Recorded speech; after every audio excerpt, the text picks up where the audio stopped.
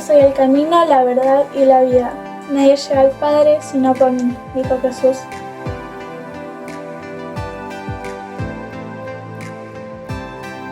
Por lo tanto, no se angustien por el mañana, el cual tendrá sus propios afanes.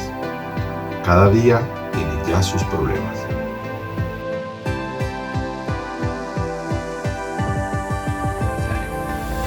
Por eso, anímense y edifíquense unos a otros, tal como lo vienen haciendo.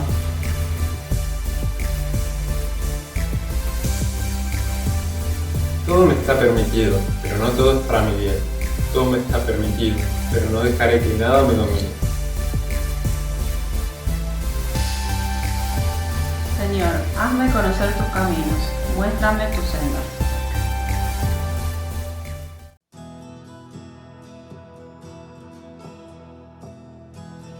¿Qué tal? Te damos la bienvenida a este espacio y qué bueno que estés ahí para disfrutar de lo que Dios tiene para tu vida.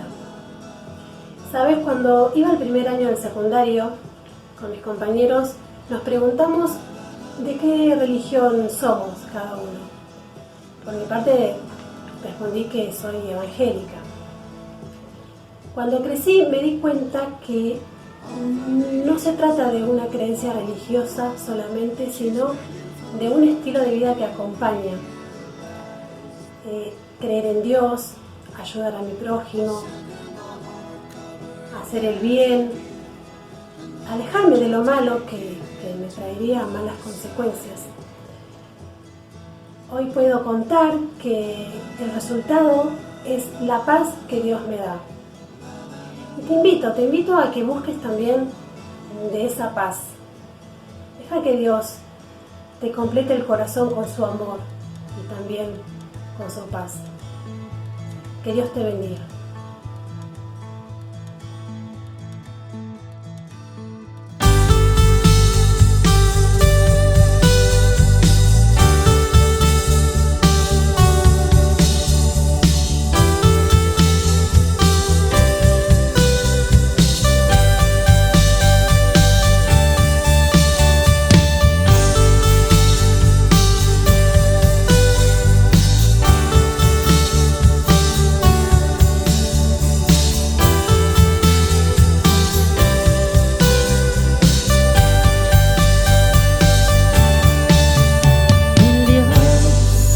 Hizo los cielos y la tierra con el poder de su palabra, reina con autoridad. El Dios que aún los vientos lo obedecen, una palabra suficiente para los muertos levantar. Nadie es como Él, oh grandioso. Tú eres el Dios que adoramos, todopoderoso y soberano, grande en misericordia y poder para salvar. Tú eres el Dios que adoramos, quien derrotó la muerte y el pecado, glorioso Redentor y Rey, te adoramos.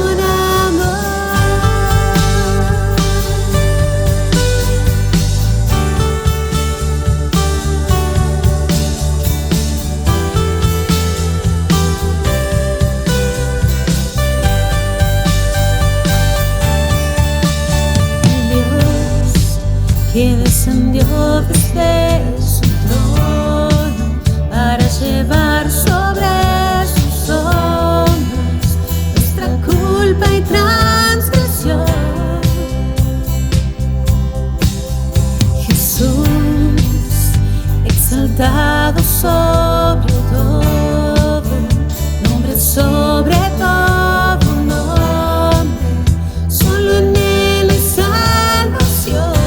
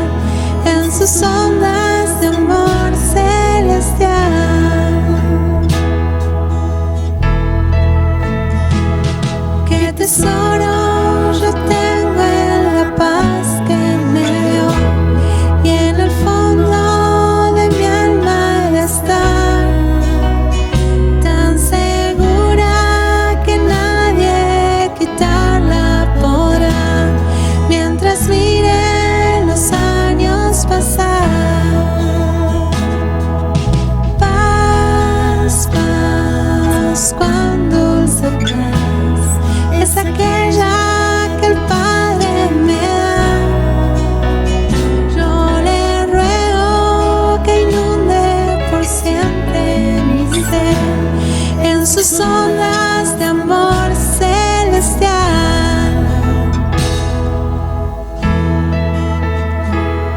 Alma y triste en el rudo conflicto te ves, sola y débil tu senda seguir, y haz de Cristo tu amigo, pues fiel siempre es, y su paz tú podrás recibir, y su paz tú podrás recibir. Paz, paz, cuán dulce paz es aquella que el Padre me da. Yo le ruego por siempre que inunde mi ser en sus ondas de amor celestial, en sus ondas de amor celestial.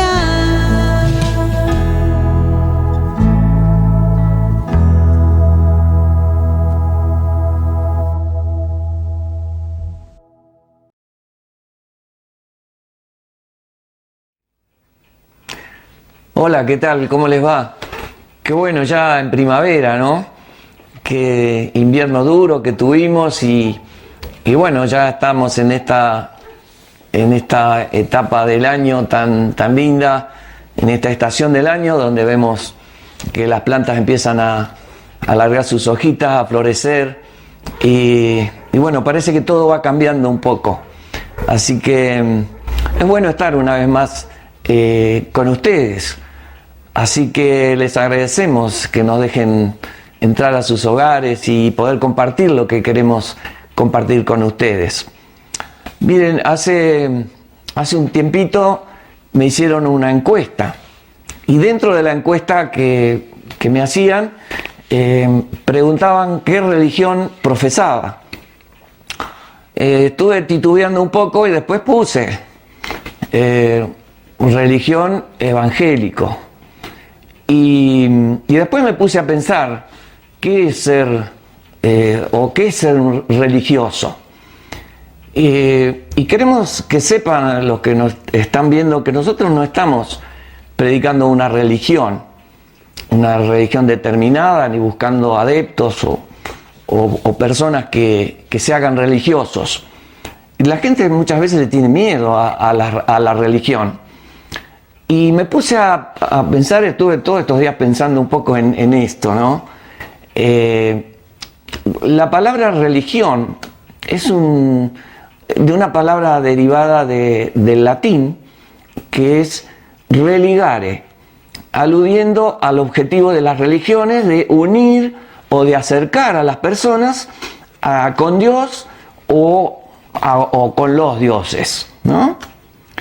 Y en el diccionario de la Real Academia Española, la definición de religión es conjunto de creencias y dogmas acerca de la divinidad, de sentimientos de veneración y temor hacia ella, de normas morales para la conducta individual y social, de prácticas rituales, principalmente la oración y el sacrificio para darle culto. Bueno, hay un montón de definiciones acerca de lo que es la religión. Pero nuestro propósito, como dije recién en estos programas, en estas charlas que tenemos, no es que se transformen en religiosos ustedes, porque la verdad es que creemos que el Evangelio de Jesús no es una religión más, sino más bien es un estilo diferente de vida, donde el Señor Jesús, donde Dios es el centro de este estilo de vida. El Señor Jesús tuvo controversia con los religiosos de su época. Y el pasaje que hoy nos ocupa en el Evangelio según San Juan, que estamos siguiendo, es el pasaje donde el Señor Jesús purifica al templo. Y vamos a leer estos versículos en el Evangelio según San Juan, capítulo 2, versículo 13 en adelante. Dice así: estaba cerca la Pascua de los judíos, Y subió Jesús a Jerusalén y halló en el templo a los que vendían bueyes, ovejas y palomas, y a los cambistas allí sentados. Y haciendo un azote de cuerdas, echó fuera del templo a todos, y las ovejas y los bueyes, y esparció las monedas de los cambistas, y volcó las mesas, y dijo a los que vendían palomas: quitad de aquí esto, y no hagáis de la casa de mi padre casa de mercado. Dijo Jesús entonces: saquen todo esto de acá, quitad esto de acá. Jesús llega proclamando el reino de los cielos y el gobierno de Dios. Y esta proclamación necesariamente se enfrentaba a la religión establecida de su tiempo, que claramente se había apartado del propósito de Dios. La verdadera religión, la que agrada a Dios, según dice Santiago en su carta, dice así: la verdadera religión, la religión pura y verdadera a los ojos de Dios Padre, consiste en ocuparse de los huérfanos y de las viudas en sus aflicciones y no dejar que el mundo te corrompa. Ahí en Santiago capítulo 1, versículo 27. Estos son los elementos básicos de la religión que agrada a Dios. Pero lamentablemente la religión puede perder el verdadero propósito de dedicarse, de preocuparse por cualquier otra cosa, ¿no? A encerrarse, a atrincherarse en sus sistemas, en sus estructuras y en sus propósitos, sin mirar hacia afuera la necesidad del prójimo. Por supuesto que esto está muy alejado del plan de Dios, basado en el amor y la ayuda, especialmente hacia los necesitados. En este tiempo estamos practicando eso y sabemos de las necesidades, tantas necesidades a nuestro alrededor. Y qué bueno, si estuviera Santiago ahora diría: esta es la verdadera religión. Pero no solamente la ayuda social, la ayuda humanitaria.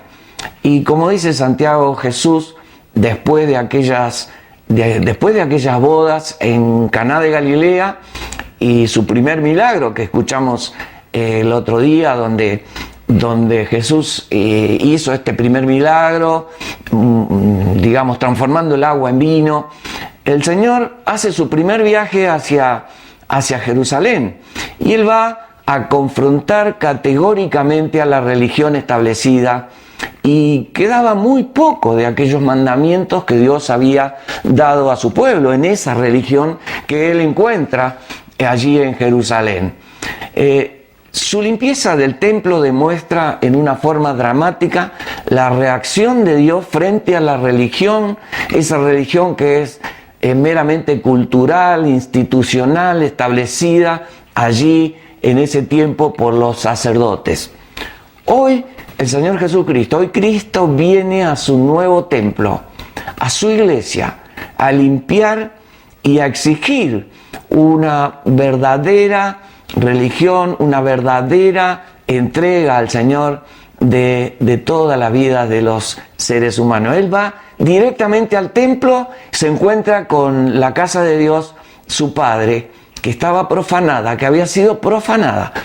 Era el patio exterior del templo, o sea, el patio llamado de los gentiles, donde se había instalado un verdadero mercado, podríamos decir, multirrubro. ¿Qué había pasado?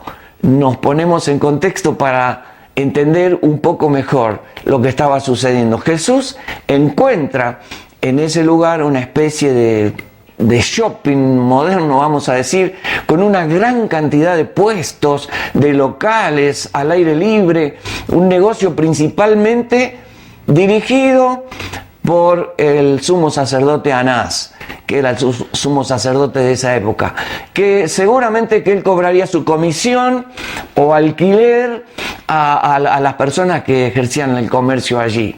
La gente que venía a Jerusalén para la fiesta de la Pascua eran adoradores procedentes de todo Israel y de todo el Imperio Romano, debido a que muchos tenían que recorrer largas distancias. Era inconveniente, por supuesto, traer los animales para el sacrificio desde sus lugares de residencia. Y los mercaderes oportunistas que veían esta fiesta como, vamos a decir aquí en nuestro contexto, como una especie de alta temporada turística donde obtenían cuantiosas ganancias y se instalaban en sus puestos para vender a los viajeros, vendían los animales, alimentos y todo tipo de mercaderías. También estaban los cambistas que cambiaban la moneda, el dinero, porque el impuesto anual del templo que tributaba cada judío devoto mayor de 20 años solo debía ser tributado, hecho, hacerse en monedas de Israel y otras monedas que tenían algunos metales preciosos. Allí les cobraban una alta cuota, sacando impresionantes ganancias estos cambistas, dada la gran cantidad de viajeros. Miren, se calcula, estábamos leyendo algunos comentarios, que más de 2 millones de personas asistían por año a la fiesta de la Pascua. La fiesta de la Pascua era este recordatorio de la salida del pueblo de Israel de Egipto, cuando Dios lo sacó con Moisés al frente y hizo esa liberación del pueblo de Israel de aquel lugar, y ellos festejaban cada año. ¿Se imaginan ustedes? Dicen que entre 2 y 2 millones y medio de personas venían a Jerusalén por 7 días. ¿Se imaginan, Bariloche, si viniera esa cantidad de gente por 7 días? Y bueno, no alcanzaría. Ellos, en la gran mayoría, habitaban esos días en carpas allí en el Monte de los Olivos. Pero bueno, entonces allí Jesús lo llama así en otro evangelio, cueva de ladrones. Pero porque lo que hacían era una verdadera estafa. Robaban a la gente que venía a adorar, que venía con sincero deseo de ir al templo, de adorar al Señor. Y lo más serio de toda esta situación allí en el templo era que estaba sucediendo en la misma casa de Dios. Es que en ese lugar, o sea, el patio de los gentiles, era el único lugar de adoración para los gentiles. Los gentiles eran todos aquellos que no eran judíos, que no eran hebreos, pero que querían adorar al Dios verdadero. Y había sido usurpado por las huestes corruptas del sumo sacerdote. Ahora podemos entender un poco entonces el porqué de la reacción de Jesús al ver esto que le dolía tanto le dolía a Jesús, el ver a la gente necesitada de adorar a Dios y que no lo podía hacer correctamente. Y que además era estafada por esos mercaderes insensibles. Dice el pasaje leído que Jesús, cuando observó a los mercaderes que vendían bueyes, ovejas, palomas y a los cambistas que allí estaban sentados haciendo su negocio, con cuerdas, tomó unas cuerdas y con mucha paciencia hizo un látigo y expulsó a todos del templo. No dice la Biblia, ni tampoco en toda la Biblia está implícito esto. Dios no acepta la violencia. El Señor Jesús evidentemente no tuvo necesidad de golpear a nadie, sino que tomó ese látigo como un signo de autoridad, y la gente por miedo, salió del templo, echó las ovejas y el ganado y arrojó por el suelo la moneda de los cambistas y volteó las mesas y luego dijo: sacad todo esto de aquí. Ese es el título de esta charla, de esta meditación. Jesús no estaba solo presentando sus credenciales como el auténtico Mesías al cumplir las profecías que varios siglos atrás se habían hecho en cuanto a él, sino que también estaba atacando el problema de la religión de su tiempo en su misma raíz. Fue a la raíz, a arrancar de raíz esa religión que se había apartado del verdadero propósito, que era unir a la gente con Dios. No obstante, podemos decir que la historia de las religiones no han cambiado mucho desde que Jesús hiciera esta denuncia, y de hecho han seguido funcionando mayormente como una fuente de poder, de beneficio económico, de beneficios políticos y de prestigio para los que las dirigen. En este tiempo en que vivimos bajo la gracia de Dios, el cristiano es ahora llamado el templo de Dios. El creyente debe dar su vida entera sin reservas a Dios. Nuestro cuerpo, dice la palabra de Dios, es templo del Espíritu Santo. Y para el Señor, templo del Espíritu Santo para el Señor, donde habita el Espíritu Santo en nosotros, en nuestras vidas, en todos aquellos que hemos aceptado al Señor como nuestro Salvador. El apóstol Pablo nos recuerda que ahora Él habita en sus hijos, ya no más en templos hechos por manos de hombres, con materiales de construcción. Volviendo a la religión, podemos decir a las personas que en una religión buscan encontrar a Dios, seguramente que allí no lo van a encontrar. Yo pienso y puedo decir que alguna religión te puede acercar a Dios, te puede llevar para que encuentres a Dios, pero no está en la religión en sí misma el poder ver a Dios. ¿Por qué? Porque Dios ya no se encuentra allí. ¿En dónde se encuentra Dios entonces? La Biblia dice que hay un solo camino y un solo mediador entre Dios y los hombres, y es Jesucristo. Desde que Él murió en la cruz del Calvario para salvar a la humanidad de la condenación del pecado, solo a través de Él podemos llegar a Dios. Y el mismo Señor Jesucristo dijo: yo soy el camino, la verdad y la vida.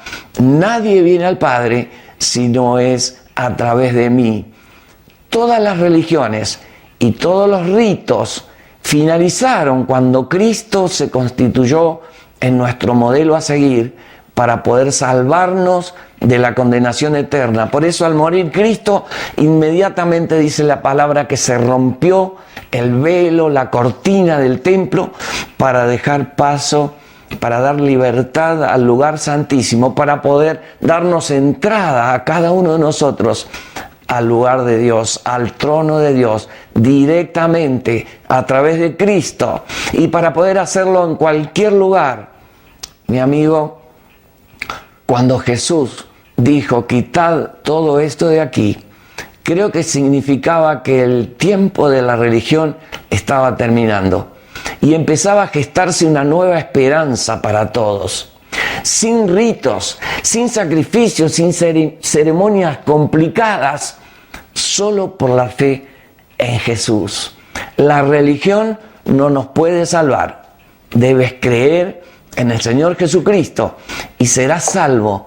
Esta es la verdad del Evangelio. El Evangelio, que es la buena noticia. No hay religión, solo una experiencia personal con Jesús nos da la seguridad y la paz que buscamos. Querido amigo que me escuchas, no busques esto en ninguna religión. Busca a Jesús, busca a Jesús. Él te ama, Él espera que vengas, Él te sale al encuentro y Él quiere cambiar tu vida y darte la salvación que necesitas en Él. Solamente la podés encontrar. Que Dios te bendiga. Yo te invito a que no creas que la religión es la solución. Hacerte un religioso no es lo que te va a dar paz, ni lo que te va a dar la seguridad de la vida eterna, el perdón de los pecados. Hacerte un cristiano es hacerte un seguidor de Cristo. Y eso no es religión. Eso es un estilo diferente de vida que el Señor quiere darte.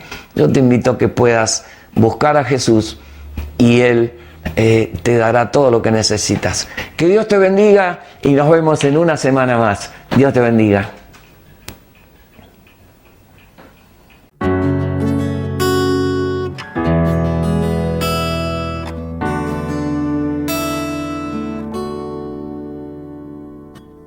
aprendido a verte en los detalles y en cada milagro que tú haces.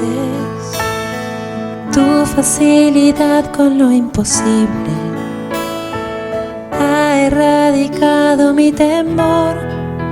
Yo confío solo en ti, Jesús, mi esperanza eres tú.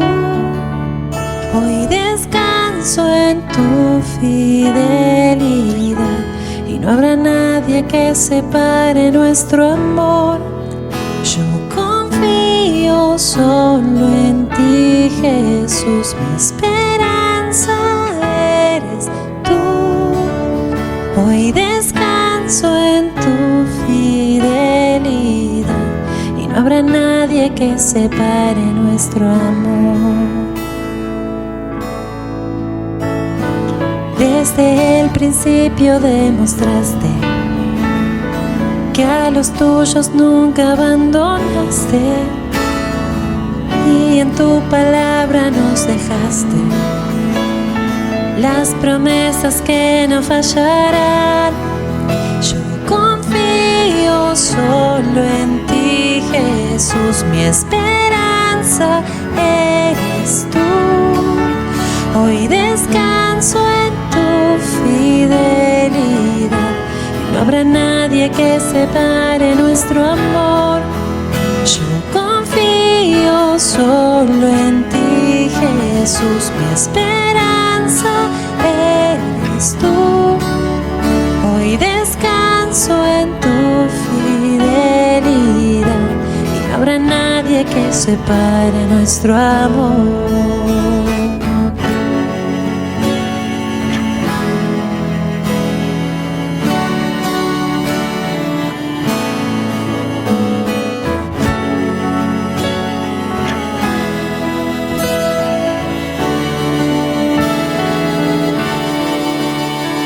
Jesús, Jesús, nombre sobre todo nombre. Jesús, Jesús, nombre sobre todo nombre. Jesús, Jesús, nombre sobre todo nombre. Jesús, Jesús, nombre sobre todo nombre. Jesús, Jesús, nombre sobre todo nombre. Jesús, Jesús, nombre sobre todo nombre. Nombre sobre todo nombre, nombre sobre todo nombre.